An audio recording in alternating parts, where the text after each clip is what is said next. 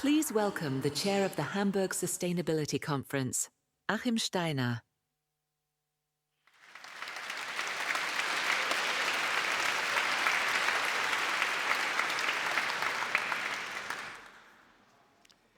Excellencies, ladies and gentlemen, dear Ngozi, dear Federal Chancellor Olaf Scholz, dear Laura Chinchilla, dear Minister, as our President also set the tone yesterday, all protocols observed, and in particular this morning, I also want to begin by saying, you know, Germany is in many ways a remarkable country, and sometimes its greatest strengths actually are visible when one sometimes loses, maybe an election to a certain council, maybe a football match in a distant place. So to those of you who are just waking up from a very rough night, this is the Hamburg spirit at work. So please, we roll up our sleeves, we dust off, and we go on.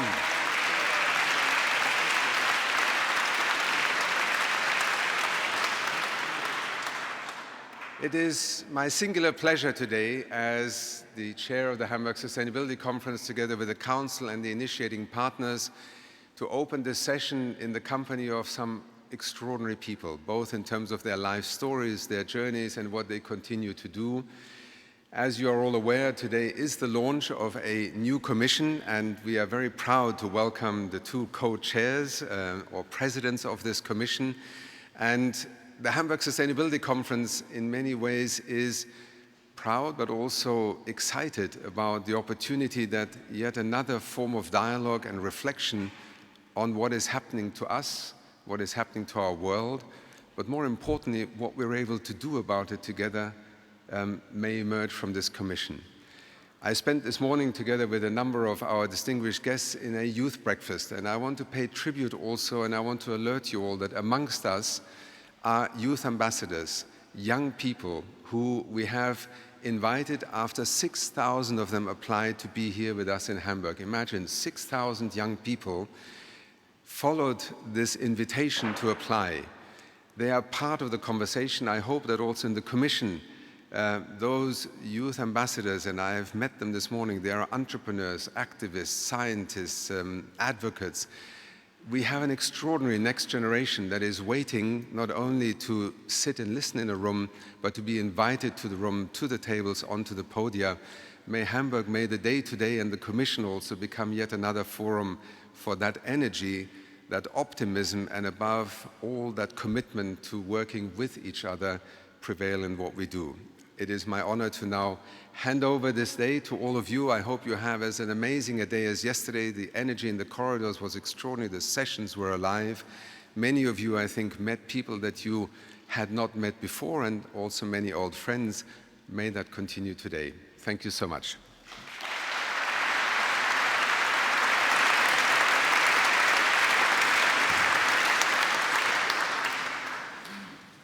Please welcome panel moderator, Aslan.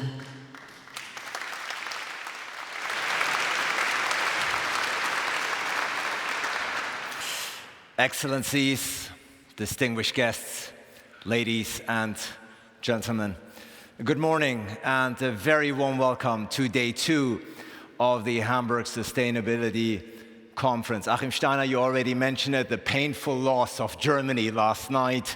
Some of us may still be tired from watching it. Do we have any participants from Paraguay here? Let's see. This may... this was not a trap. This is not a trap. May not be a good place to out yourself here today in Germany today. No, congratulations to our friends from Paraguay, of course. Yes.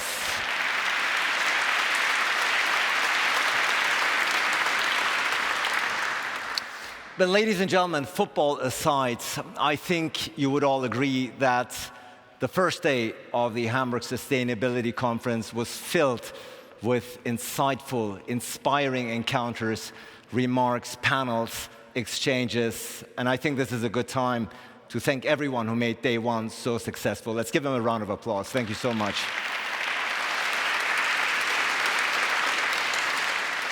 For those who were here yesterday, you know day 1 started with a big bang, great speeches, high-level participants, and of course day 2 will be no exception. As a matter of fact, today, throughout this opening of day 2, we will launch the South-North Commission on Development, something I'm very much looking forward to and something that will certainly resonate as one of the highlights of this year's HSC.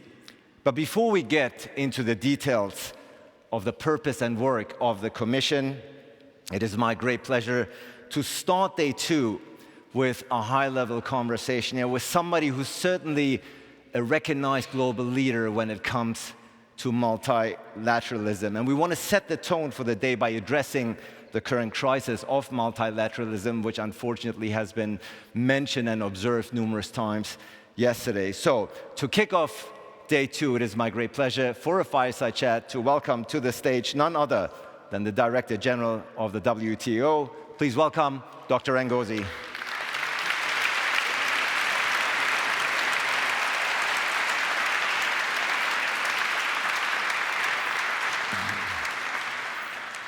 It's wonderful to have you with us, Dr. Ngozi. Welcome.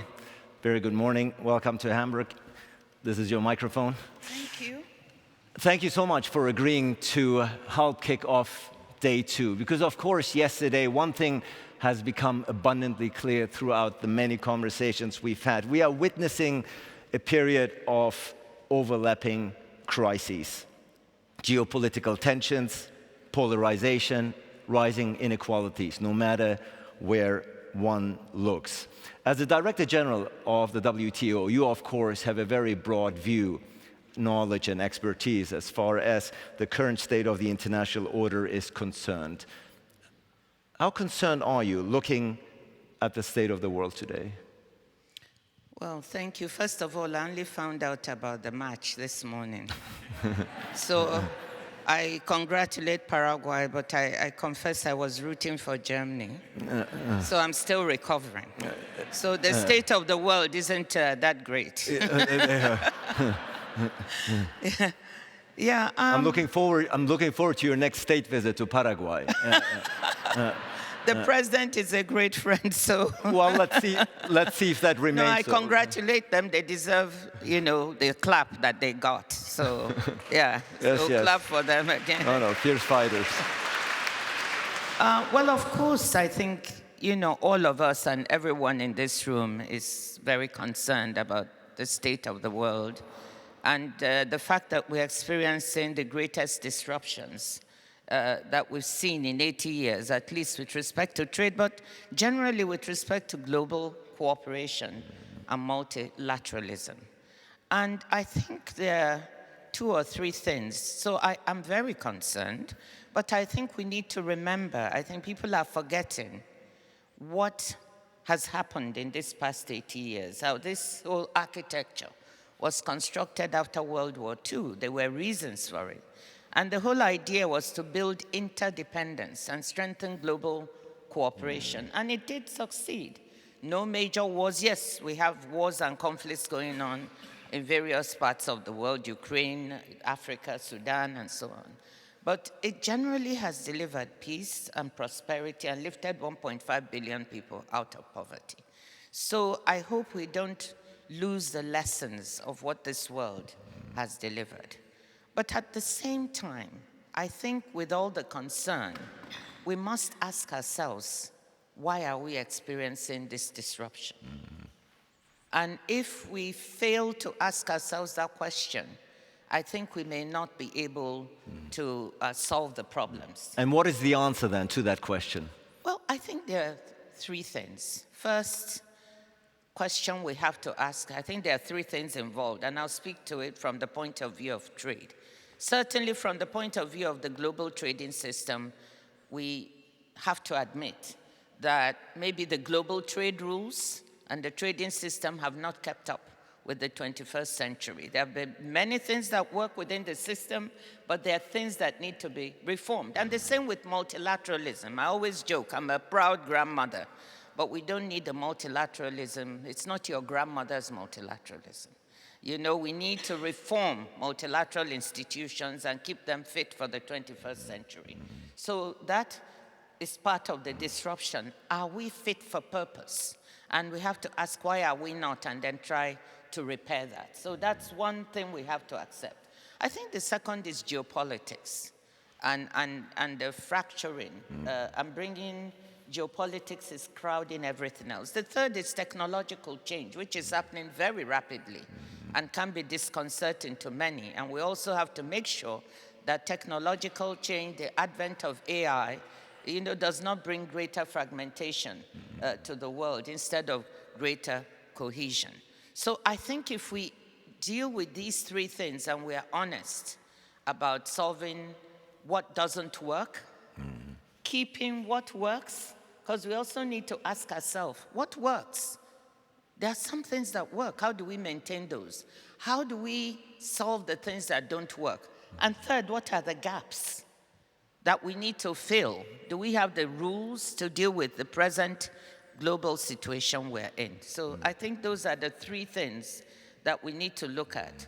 And coping with the gaps means also thinking how to deal with the geopolitical rivalries that we see between the two great economies, or the three great economies, including Europe. And if we're looking at the 3 points that you have laid out, the diagnosis that you have just offered, the question then, of course, is a very crucial one. So how do we fix that? How do we strengthen multilateralism then, if we know what the ailing underlying causes are?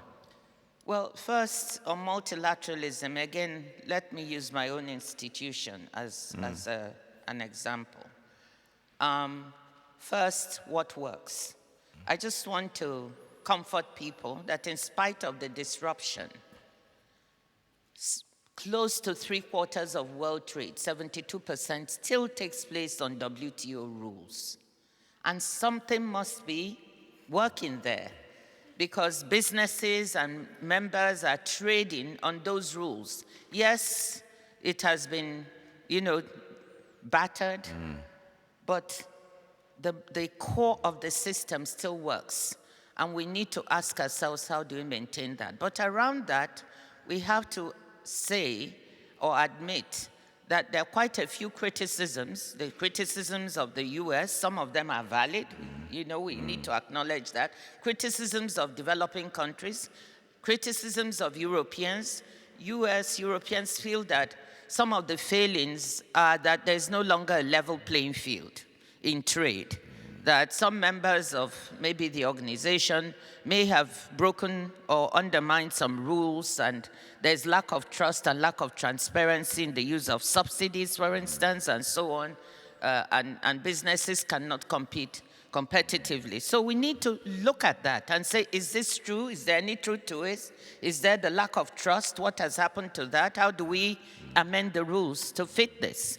That's one question. Developing countries feel that the trading system has not worked well enough for them. Why is it that Africa's share of trade has remained at below 3% for so many decades? Why is it that least developed countries are still only 1% of global trade? Has the system integrated and dealt with them appropriately? And the answer is no, probably not. How do we repair that? Just to give you two examples of how the rules have to be changed, and developing countries have to be allowed to create more value, manufacture. Developed countries have to move a little bit up the value chain. Emerging markets, the same, to give them room. So these are some of the things that we need to ask ourselves. And then the third thing is, what are the gaps? Are the rules we have fit to deal with AI and the 21st century digital trade? Listen, whilst we're all lamenting about the disruptions, can I just say one thing, which I say everywhere, is that I'm done with lamentations, okay? Yeah. I am done. We now, look, in every lamentation, there are opportunities. And whilst I'm agreeing that we have problems with multilateralism, with global trade, there are also tremendous opportunities. Digital services trade is growing at 5% per annum. Digital trade, digitally delivered services trade, all the trade via computer networks, is growing at 6% per annum. And I see women and youth in developing countries trying to take advantage of this where they have access. These are exciting. Green trade is worth $3 trillion a year. So do we have the rules to make sure we can really drive this kind of trade forward for the globe? That's another question we have to ask. And in my organization, I'm quite proud that members have begun to lay down these rules. We've now, 66 members have come together to put together the basic rules for digital trade for the first time. So we are moving, and I think we need to look at those opportunities as well and say, how do we seize them? How do we not miss the boat? Instead of focusing only on what doesn't work, we should ask what works. Yeah. Well, I think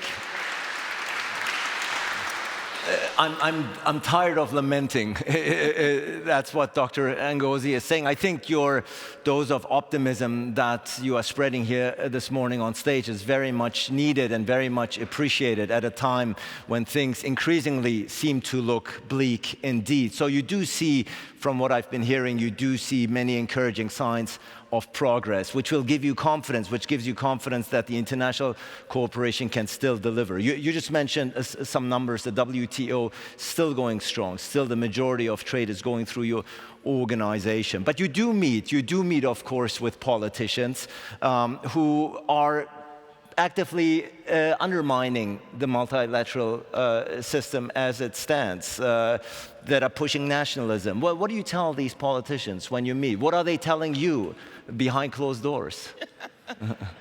Well, behind closed doors, I think everybody wants to do the best for their country.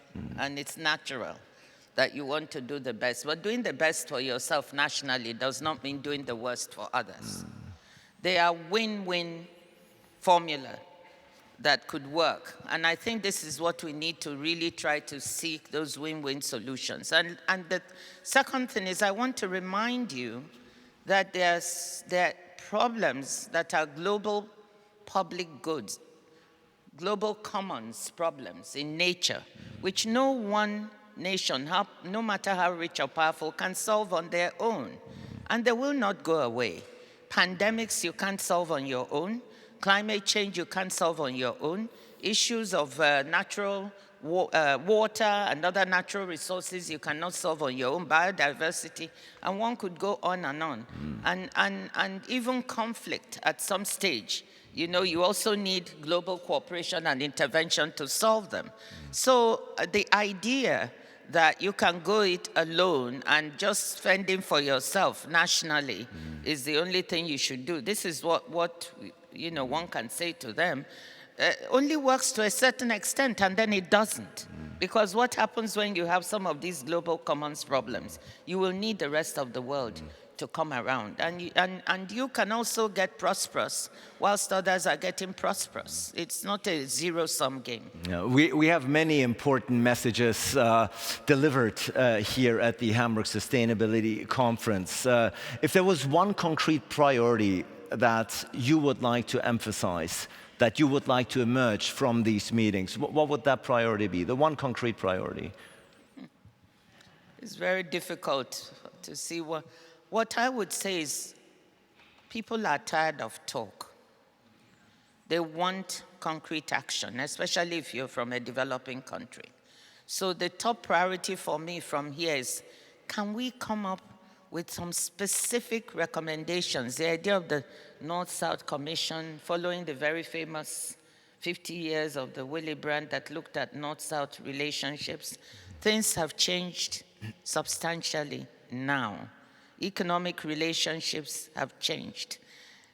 The geopolitics has changed. Can we come up with very specific recommendations? That's, for me, a top priority that can help rebuild trust. How can this meeting and this gathering begin to set an example on that? That would be a top priority for me. Less talk, more action. I think that is...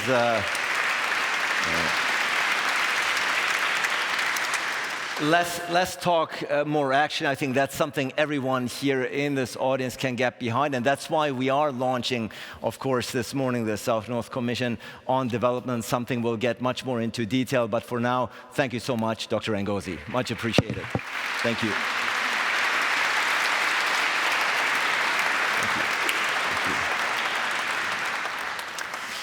Ladies and gentlemen, thank you so much to Dr. Ngozi for kicking off day 2 with such strong and impactful statements.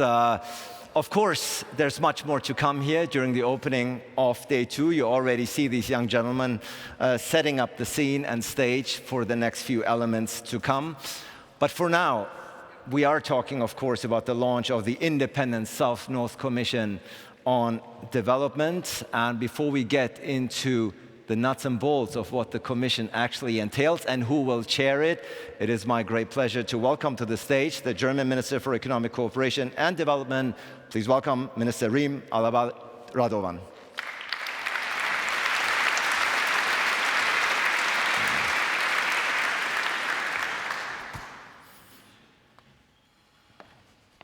Excellencies, ladies and gentlemen, dear colleagues and friends, dear Dr. Ngozi, thank you so much for lighting up this room, for showing us where the challenges lie, but also showing us the pathway forward and pushing us into action.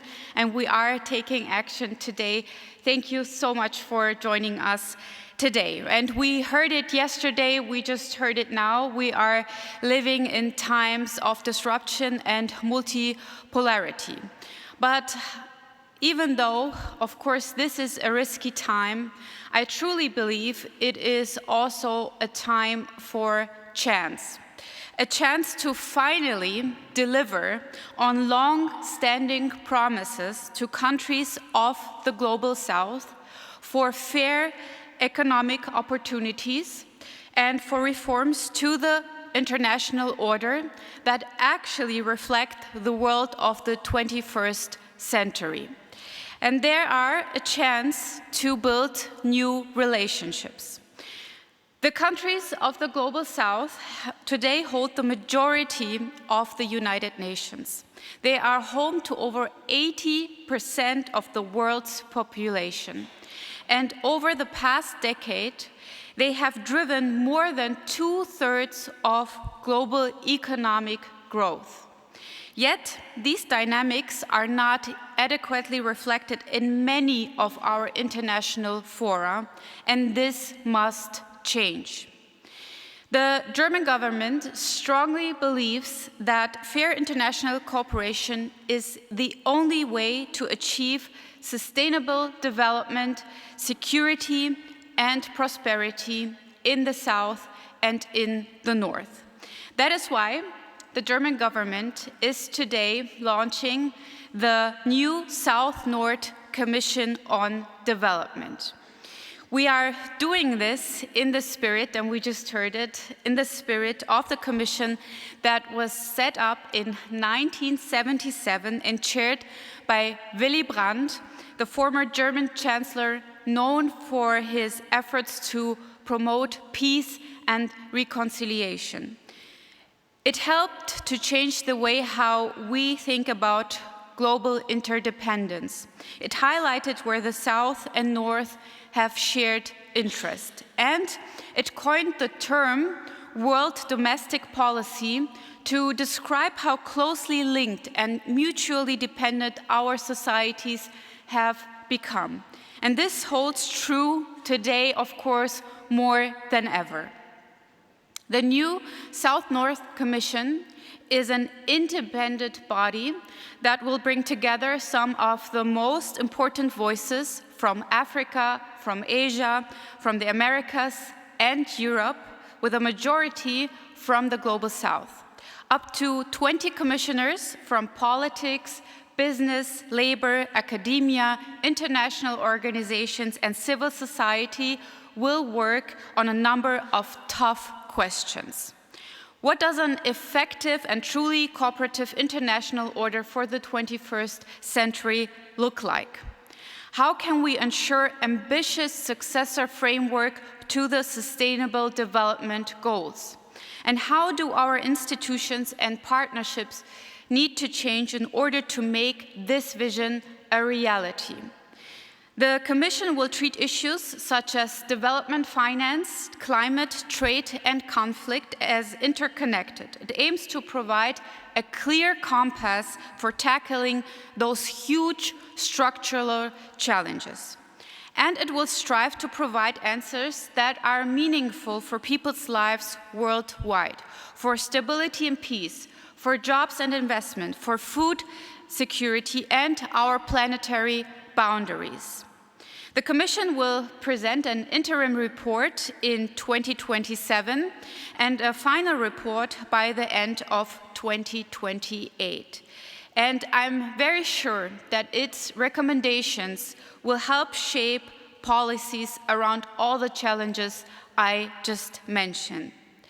And now, it's a great honor for me to introduce the two co-chairs who will be leading the Commission. Both of them had been head of governments in their home countries and are highly respected on the international stage. I am truly delighted that Laura Chinchilla, former president of Costa Rica, has agreed to be co-chair. She was the first. Please welcome to the stage.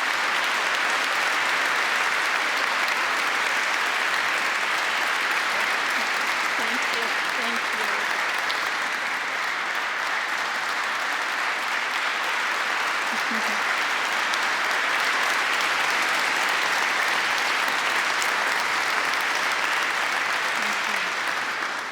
you. We are very, very honored. Laura Chinchilla was the first woman to lead her country and is one of the Latin America's most highly regarded voices on democracy and the rule of law. Thank you so much that you are co-chairing the South-North Commission. Thank you very much.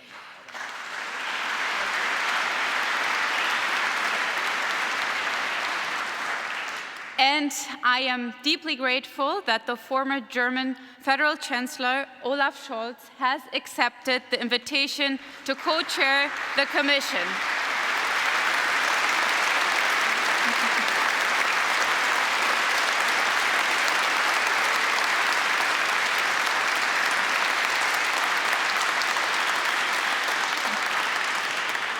In Hamburg, I don't need to introduce him more furtherly, but let me say Olaf Scholz brings with him a long-standing commitment to multilateralism and fair partnerships with the Global South.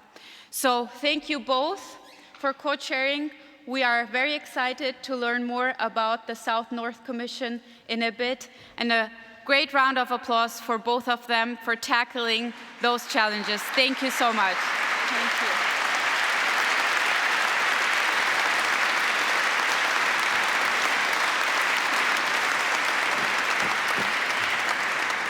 As a matter of fact, Olaf Scholz, Laura Chinchilla, if I could kindly ask you to join me up here on stage again. And the minister as well. The work is not done, Olaf Scholz. We're just starting. We're just getting started. Please join me on stage for the group photo, yes. And Dr. Ngozi, if you may also join us, please, for the group photo. This would have been a very short commission work. We're just getting started. Laura Chinchilla, Olaf Scholz, Dr. Ngozi, please join us for the group photo. And let's give them another round of applause, ladies and gentlemen.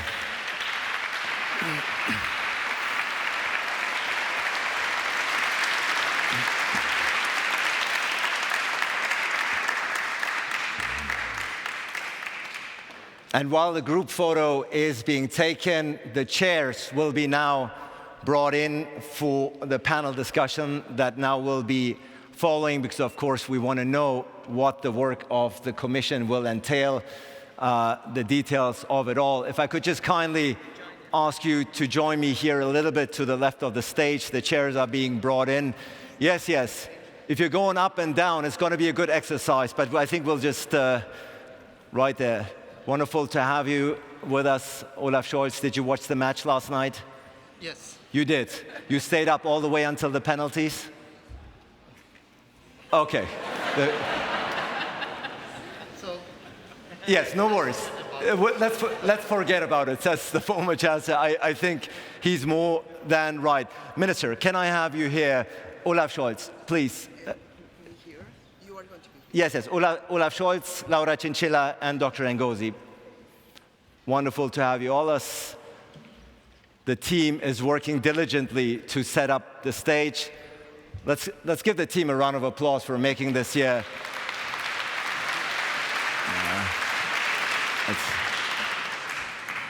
It's not an easy task. Cameras are rolling live, but here we are, making sure that we're easing into a transition of a discussion. And it's so great to be joined by all of you here today for the launch of the South-North Commission on Development. Microphones are being set up, are coming right now as we speak. Wonderful. And that gives me the opportunity to look again at the stellar lineup that we have here for this opening and very worthwhile endeavor. Olaf Scholz, if I may start with you, certainly as the minister said, you need zero introduction here in these halls as the former mayor of Hamburg. Welcome back, first and foremost, into your old living room. It's wonderful to have you back. Small one. A small one, okay. The talk and the discussion, of course, now is about the South-North Commission. And the most obvious question is, of course, many people in Germany were anticipating what is the former chancellor going to do. You decided to chair the South-North Commission on Development. Why was this task so important to you? Why did you accept? We live in a completely different world as the one that was described by the Commission of Willy Brandt. When at that time we discussed about how we could support many countries of the global south to a better development, we face a reality that is today showing us that most of the industrial production is happening in the global south. And just this figure shows us that many things changed. And now it is the time for finding a way of a better cooperation of North and South, which is following the ideas of multipolarity, and that it is a win-win situation for everyone on the globe. And that needs new measures for fair cooperation and understanding the problems. If it is about trade, it is about financial questions, fiscal questions. If it's about climate change, is it about industrialization? And all these questions together have to find common answers. And if this commission could make proposals, it would be very helpful for a pragmatic cooperation in the world. Very important is to me that it will have a majority of persons coming from the global south cooperating also in the commission. And this reflects the new situation, but the necessity that we are not thinking in zero-sum games, that we are not thinking in the idea that there's only one cake and if one gets a better part of it, the others will have less, but that we find how we can find a way for a better future together. And that's, I think, the big task of the Commission. Yeah, thank you so much for explaining in detail as far as your motivation to join this Commission is concerned. You, of course, have a very credible and consistent track record on multilateralism during your time, not just as mayor, but certainly as Chancellor of Germany. And that goes the same, of course, for Laura Chinchilla, who also comes with a very solid track record of pleading and fighting on behalf of multilateralism. What was your motivation to join this Commission? Number one, I would say that one of the main reasons has to do with the war we are living in. And I won't repeat the concepts that were already mentioned by Madam Director and Madam Minister, but those are very challenging and complex times. And no nation alone, no any region by itself will be able to bring the right responses we are needing. But let me just share with you my story, the story of my country, because this is more about statements. We have been listening many statements and also many data. But my country was one of the poorest colonies in the Americas. However, we were able to succeed thanks to a world order that created many rules, many institutions.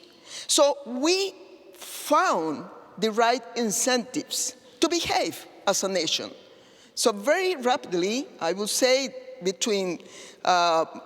precisely during the decades that the multilateral system excels, we were able to move as one of the 20 full democracies in the world, as one of the countries with the highest human development in the Americas as one of the countries more committed with sustainability. Although we had a very small territory, we decided to protect 30% of it. And finally, we were also able to compete in the world markets thanks to the rules that were defined by the WTO. And suddenly, it seems that everything is going to change. So the question of the small and medium-sized economies is what is going to happen with us. And it is not only about Costa Rica. You can find 3 or 4, 5 examples of even more in the Americas, but many also in Africa and in Asia. So here is a matter of survival. But this has to be a collective effort. And I would say that, and that is the second motivation, is that we are pretending to change the conversation about those issues. This is not about a hierarchical approach. This is about partnership. This is not about being donors or recipients. Let me tell you, when the minister presented all the data concerning the participation of the Global South in terms of GDP, population, when we measure in terms of the young population, people under 24 years old, the Global South represents 90% of the population, and that is about the future, the immediate future. But also now we have become very important in terms of having the most important reserves of critical minerals and rare earths for the energy and economic transition. So the Global South is not longer a region with needs. It is a region that offers opportunities and possibilities. So this dialogue we want to initiate with this commission is going to approach to this responsibility that we have to fix the multilateral system, to improve the international cooperation in a partnership. It's a conversation among equals. Equals in our responsibilities and equals, of course, in our concerns. Thank you. Thank you so much indeed.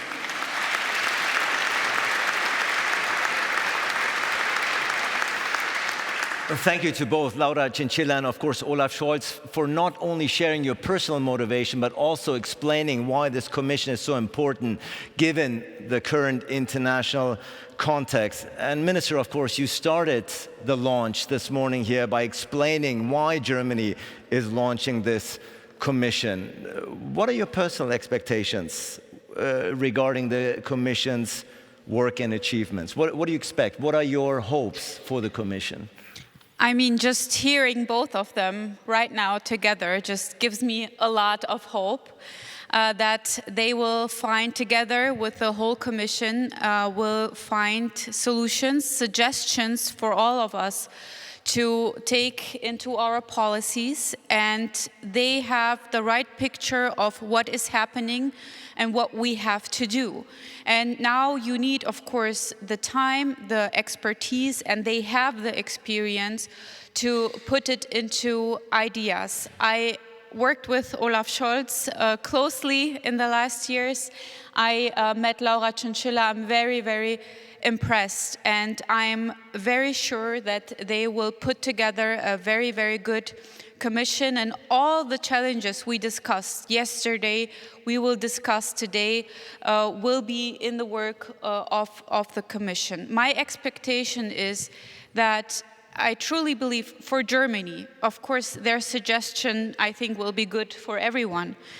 But for Germany and for the German government, I truly believe that however we deal with the Global South, however we intensify our relationships with the Global South, will determine our future in the world. Also, our prosperity, our security, our stability, everything will depend, and I'm deeply convinced of that, will depend on our relationships with the Global South. And we really, really need to work on that. And this is why I'm expecting the Commission to make very good recommendations to take into our policies. Yeah, and congratulations to you, of course, Minister, for taking the lead here. and for recognizing that such an initiative, that the time for such an important initiative has come indeed. Dr. Ngozi, you of course are already leading one of the most preeminent global organizations. Based on your extensive experience, what recommendations or suggestions would you have to the co-chairs as far as the Commission's work? What do you see as the most important topics that they should be working and focusing on? Well, first of all, let me congratulate the two co-chairs, and Chancellor Scholz had been one of the most supportive when he was in office to the work we're doing at the WTO. And President Chinchilla has told the extraordinary story of her country. I don't think we could have two better people to lead this. And I want to congratulate the minister and the government, federal government of Germany for this initiative. From my perspective, what I'd like the Commission to do is first to ask the right questions. I think the world that we're living in now, as both of you have said, is changed and much more complex. So can we ask the right questions so that we could find the solutions? That's one expectation. I think the second thing is to realize that from the South, expectations have changed dramatically, and particularly from the youth of the global South. They are expecting very different things, a very, very strong partnership from the South, as has been said, and I know that's the intention, but a partnership that delivers investment and jobs as a pathway to prosperity. And I think that if the solutions that are going to be crafted can look in that direction, how best do we leverage cooperation to deliver jobs and investment? You have growing youth population in these countries, and the biggest thing is how do we create jobs for them and livelihoods? And then how do we deliver the prosperity, continued and sustainable prosperity, create an environment that is also respectful of nature? It's not a new thing, but how we go about it will be different. And the types of partnerships will be different. And the voice of the youth will be paramount. Yeah. The context has changed. Yes, please. Specifically, the younger generation demands better, demands more, demands sincere and genuine partnerships, says Dr. Ngozi, and I think that's something everybody here on the stage would concur and agree with. Olaf Scholz, so that of course then begs the questions. What will the Commission work on? What are some of the topics that are specifically important to you as co-chair? So definitely I will be able to say something about my expectations, but in the end, though we are the co-chairs, we are looking for a global commission with many partners from the global south, and they will have their own items we have not thought of. So it is not yet ready what is the outcome. And this is the idea of a commission, to develop proposals that will be helpful and will be visionary in a way that is pragmatic, so that we can have the idea that they will come into reality. I think this should be a very urgent aim of everything. And following what I said, when I was the Chancellor and hosted the G7 meeting here in Germany in Elmau, it was very important for me to invite for the first time the President of Indonesia, the Prime Minister of India, the President of South Africa, the President of Senegal, and the President of Argentina speaking for the Latin American and Caribbean states, as a sign that the old industrial democracies reach out for a better cooperation. And I think this is important that we do so. And we always tend to describe the past history as a story of success, and it is. But we should not forget that when the United Nations were founded, it were approximately 50 members, and many could not participate, many states of the Global South, because there were still colonies. And when you go around, you find similar situations. My first trip to Africa, was in Senegal, and I was in the house of the governor of the French colonial empire in north of Africa. I went to Niger. It was also the governor's place where the president sat. And I moved to South Africa, to the Union Building, which sounds better as it is. It was the building where there was the attempt to avoid democracy for the black people of South Africa. And all this is a past the people still know. But something changed, as I said, and so we have to develop proposals for a world of cooperation, which is feasible, but which needs that we understand which makes necessary that we understand the needs of the countries and of the effects of a better cooperation. So there are questions of fiscal relevance. And if we look at the debt of many of the countries, it is a problem. And Laura Chinchilla will obviously tell more about it, but I will say there is the mistake of the past which brought us to the Paris Club. But there are the new mistakes of the today world which have not been solved by the so-called common framework of the G20 in restructuring the debt of some of the countries. There is no progress that we see, though there are direct countries named where we should try to find a solution with Ghana, with Zambia, with Ethiopia and Sri Lanka. And so there is a question. The same is with trade. We have to find a way how this could be fair. And for instance, the question of raw materials, of critical materials, is relevant.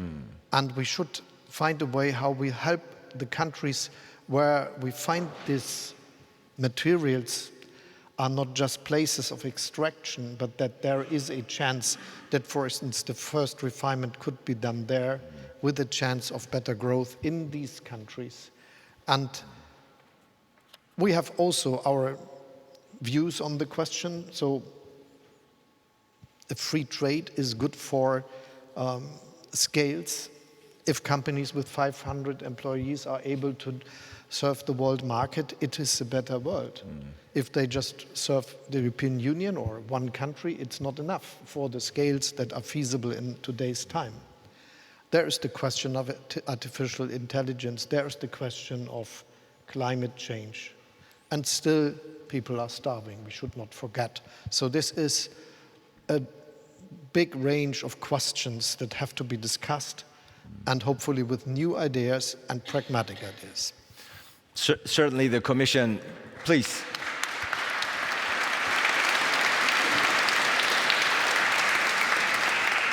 First of all, it's wonderful to hear how you are going to bring your extensive experience as head of Germany into this new work. And of course, the many issues that you have laid out, you have your work cut out for yourself. I think that's become abundantly clear. Laura Chinchilla, of course, the same question then goes to you as well, as far as the topics that you will be working on. Are there some that you would like to perhaps elaborate on, some topics that the former Chancellor has already shared with us? Well, I will start saying that I promise Olaf at least not to bring the issue of soccer in the dialogue between the Global South and the Global North. So that is going to be out of the agenda. I don't want to go describing the challenges that we have with all of the topics, for example, climate change, global trade, inequalities, technological transformation, etc. I will concentrate, we will be covering, of course, all of those concerns. But at this moment, I will say that we won't be able to provide effective responses to those specific topics if we do not try to find the right responses about the gridlock that we are experiencing today at the multilateral level. The world is quite polarized, is fragmented, and there is something that concerns me, and that is what people are feeling, because at the end, everything has to do with how can we improve the situation that the people are experiencing. And today, the most prevalent feeling among the people around the world, doesn't matter if they are from the developing, developed, north, south, etc., from all around the world, is uncertainty, is insecurity. And so that level of anguish, it is explained because we have not been able to act collectively. So probably that is going to be the big challenges for this commission. That will be probably the most important question we should ask: how to overcome the polarization, the fragmentation, the geopolitical confrontation. Look, only 12 years ago, I was ruling my government, my country, and that small country had the opportunity to receive the two most important presidents in terms of the size of their economies in only 1 month, 2 different visits, with 2 complementary agendas at that time. Now, this is impossible to imagine. So we can also avoid the trend about creating spheres of influence for the different regions in the world. So again, I think that our main challenge will be to overcome this fragmentation, to create trust, and to bring to the people of the world a more kind of assurance that the future will be better than the present they are living in. Yeah. Thank you indeed.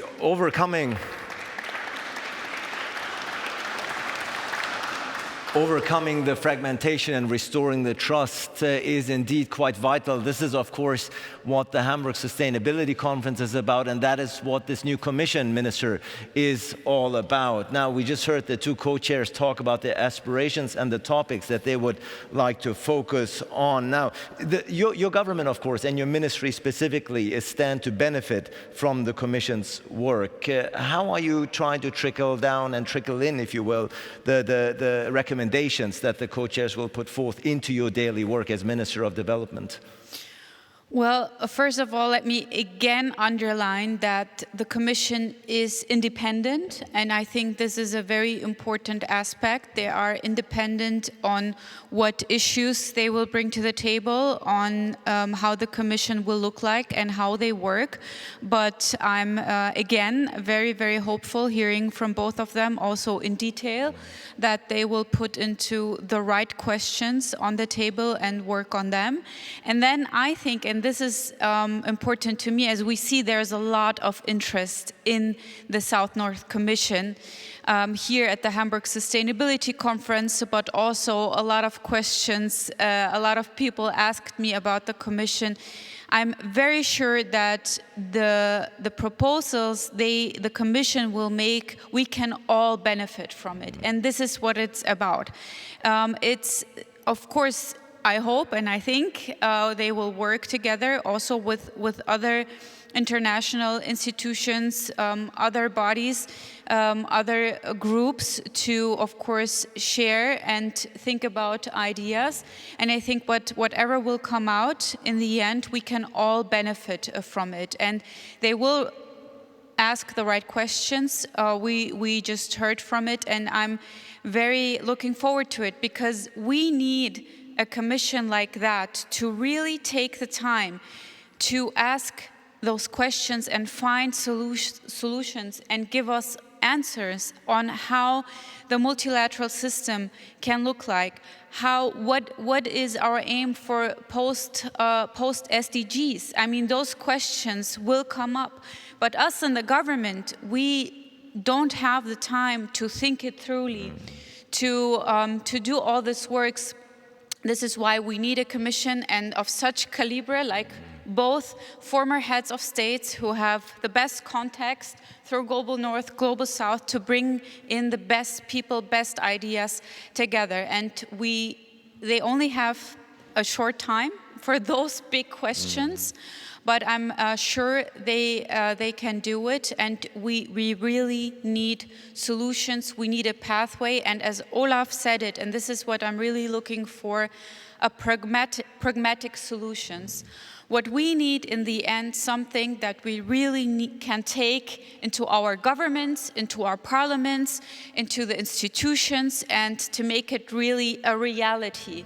And I'm sure this is, both of them have that vision, not to just talk about ideas and utopia, even though it's always good to have that a vision, but we really need something that we can take into policies to really change things that drives us all, and that drives both of them and will drive the Commission, and I'm very, very looking forward to the suggestions they will make. Yeah, certainly the suggestions that will benefit your work as well. But as you pointed out, very important, this is an independent commission launched here at the HSC, of course, but it is independent, and so their work will remain as such, of course. Dr. Ngozi, 12 months from now, when we meet again at the HSC 2027, ideally speaking, what kind of results would you like to see the co-chairs presenting here on the stage?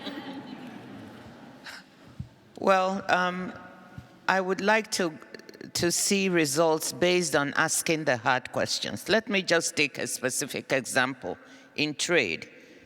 I think a hard question to ask is why is it that the global north or the developed countries, they have so many preferences in trade for poor countries, everything but arms in Europe. AGOA for the United States. China is just offering some preferences to all African countries. But when you look at the share of trade based on those, it's barely moved. And you have to ask the hard question, why? Why is it that you have these preferences, but when countries try to add value to their products, what do they find? They find escalatory tariffs. The more value you add, the more tariffs are added to prevent you from selling products that have value added. And yet we cannot create jobs, we cannot manufacture with this going on. So that's a very hard question, and I'd expect 12 months from now that question has been asked in trade, and that we have found solutions behind, and that we're not having barriers created behind what are supposedly open systems. So that is one difficult. The second hard question, is the term Global South is very convenient. But what is the Global South? Are the interests of all members of the Global South aligned? Are emerging markets having, and I know this is very difficult, do they have, some of them, the same interests as poorer developing countries? Can we ask that hard question and make sure that behind the term Global South, you're not hiding some tough differences that might make it difficult to come to solutions? And finally, what is the responsibility of countries from the Global South themselves? What do they need to take care of? How can they cooperate more regionally? And here I have good news. South-South trade was less than 1/10 of global trade in 1995. Today it's 25% and mounting. So southern countries are trading more with each other, making more agreements. My members from the South are doing that, which is good news. How can we enhance that? So those are the things I'll be expecting to see. Some good questions, but also some good answers coming forward. Thank you.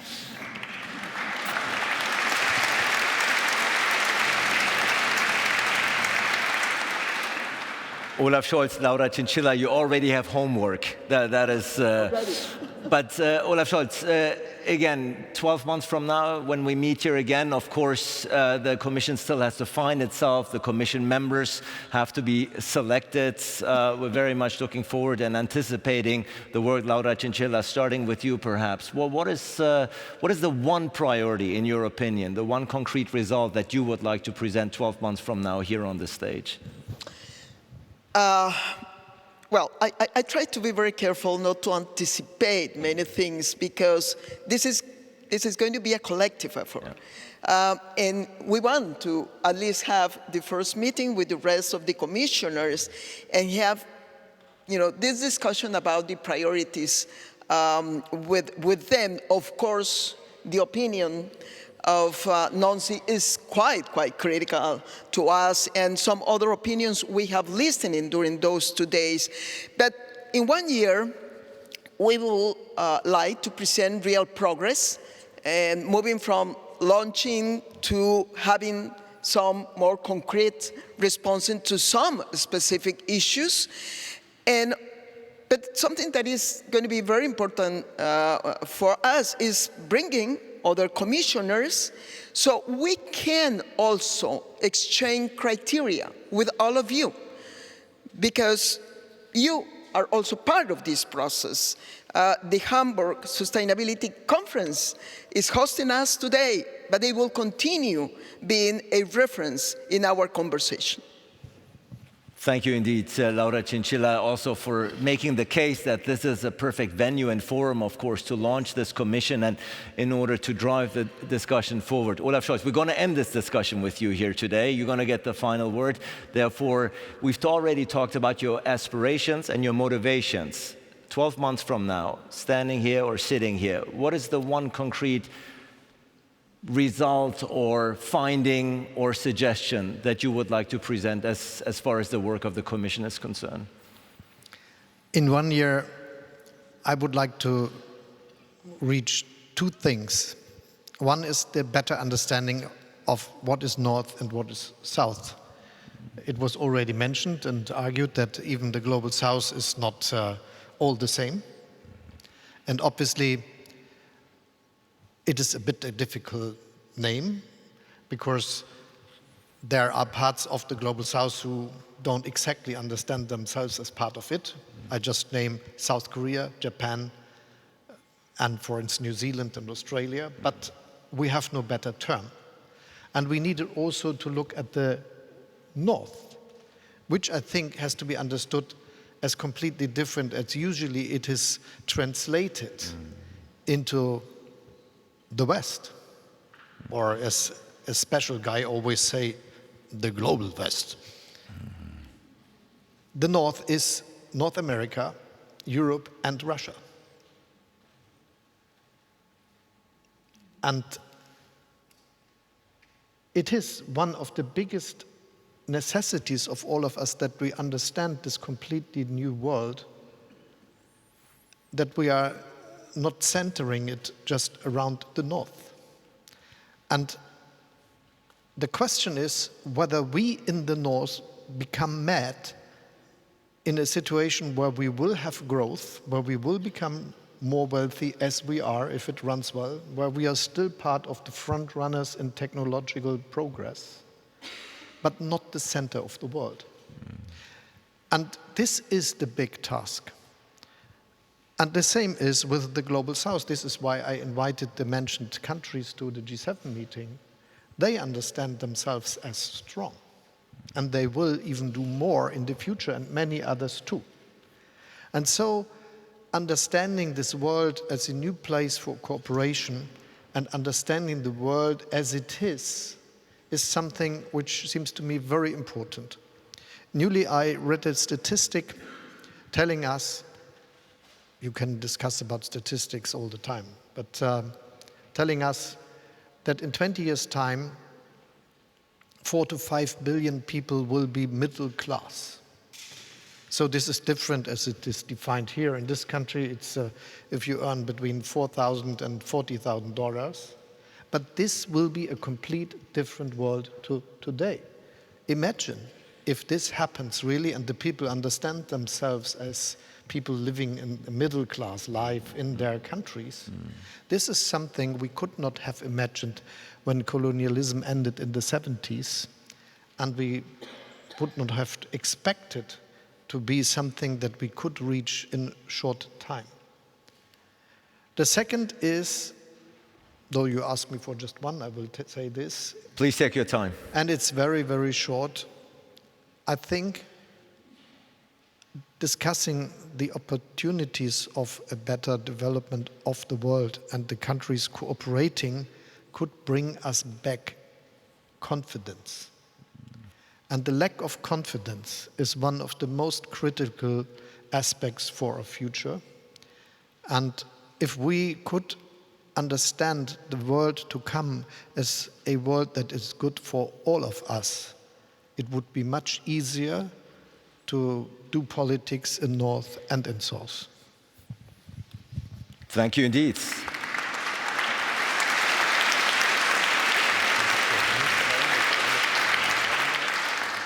A passionate plea to not only memorize terms such as South and North, but question them and redefine them if necessary. And of course, a very passionate plea and appeal to regain our confidence, which all of us may have had at some point. But then Dr. Ngozi also told me here in the opening, this is the time where we need to be more optimistic indeed. Not everything is as bleak as it looks. And I think today's opening here is very much proof of that. The launch of the Independent South-North Commission on Development is a very hopeful sign, is a very positive sign coming out of Hamburg here today. The insights that we've heard, very much appreciated. The fact that you both were willing to take on this task is very much appreciated. And of course, we wish you nothing but success.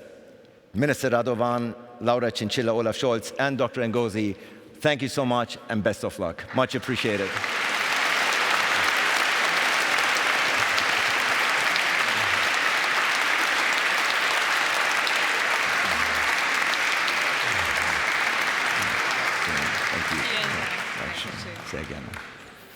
And ladies and gentlemen, this kicks off day 2. That you hear the music, enjoy, and the rest of the day, wish you all fruitful discussions. Thank you so much.